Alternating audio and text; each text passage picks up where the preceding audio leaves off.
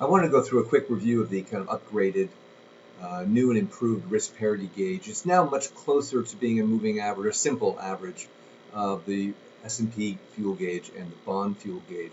I've made it more volatile than the average because otherwise it'll tend to cling very closely to 50.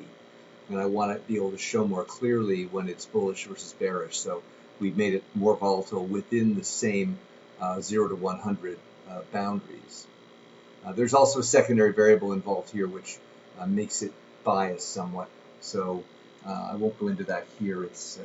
It really is related to the relationship between volatility of the S&P market versus bonds. So here you can see the risk parity trade going back to 2011. And if you'd only owned it when the risk parity gauge was greater than 50, then you would have had this P&L. If you had owned it when the risk parity gauge was less than 50, you would have had this P&L. Now I've gone back here to 07. It intersects here. This goes up to the very end of 2012. So here is the P&L above 50, and here it is less than 50. Clearly, this market, this combination is rising ever since the beginning of 09. But this gives you an advantage of some significance even during that bullish period. This is how the gauge looks over the past year or so, and you can see how I've made it more volatile. It tends to move rather aggressively between very high levels, 80s, 70 to 90 range, and it falls precipitously into this very low, less than 20 area, kind of easily, which is what I want, just to clarify signals.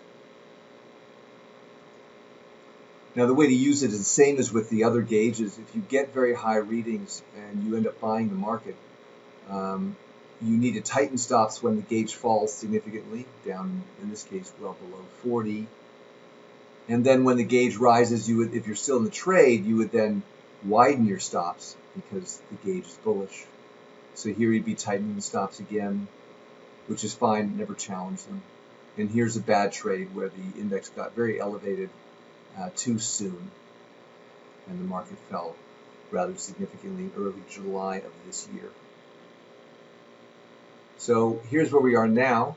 We got some very elevated levels in late August, early September, and so we'd be in the risk parity trade, and your stops are still comparatively wide as of yesterday's reading.